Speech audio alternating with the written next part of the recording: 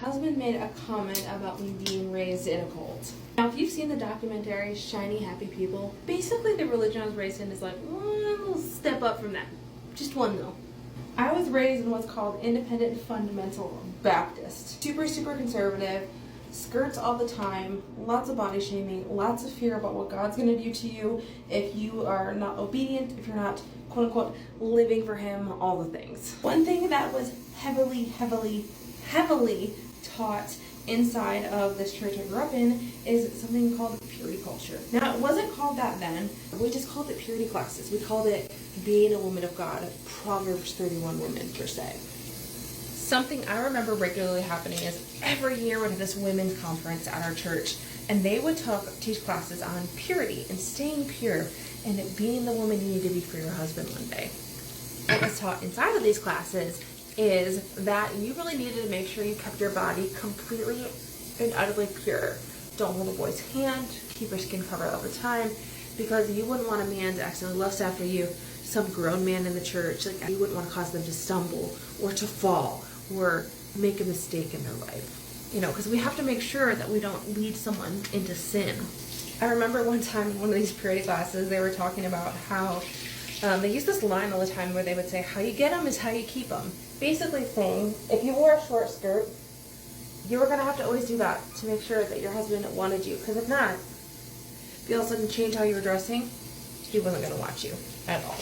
They would do these teachings where they do things like set a donut up front and be like, who wants this donut? Me, it looks good. And then while they were talking about how you need to keep yourself pure and never let a man touch you, and make sure you're not making men somewhere fall. Make sure your shoulders are covered. Make sure don't wear a shirt lower than 2 fingers below your collarbone. Things like that. They would go along and eat the donut each time as they're talking, like take little bites of it. And at the end of the talk, they would go ahead and say something like, who wants this donut that's been sitting up front the whole time? People were like, yeah, me.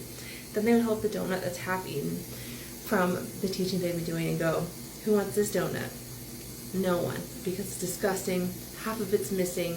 It's left to the side. No one's going to want to touch it. And then they would say, that's you. That's you. If you hold a boy's hand, if you kiss a boy, oh my gosh, if you have sex with someone, it's awful. And all I remember thinking is, what if someone's already made that mistake? What if someone's been abused? How are they feeling right now? Now I've changed my faith and my spirituality. I still have a close relationship with God, Jesus, and Holy Spirit, but I believe very differently than that right now. And one thing I noticed is I like to wear lots of crop tops, lots of short skirts, short shorts. I wear a bra as a shirt often. And a part of this is because I came to this realization that our bodies are beautiful. God doesn't look at us that way at all. And I realized that our body is a gift and something to be cherished in terms of not the way they taught us in church, but the fact that it's just a beautiful thing. We all have them. They're all different. They're all unique in their own way, and they're nothing to be ashamed of.